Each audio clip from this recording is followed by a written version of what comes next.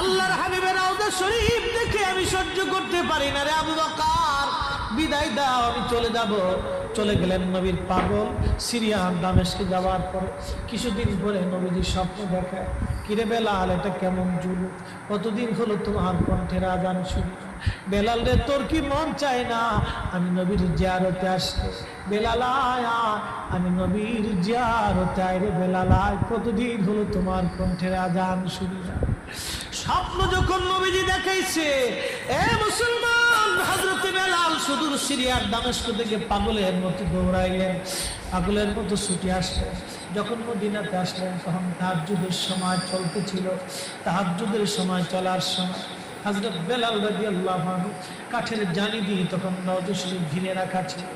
ওই জালির পাশে বসে বসে জালির সঙ্গে মাথা ঠেকাইয়া নবীর পাগল বসে বসে গুম গুম গুম গুম করে কাঁদে আর বলে,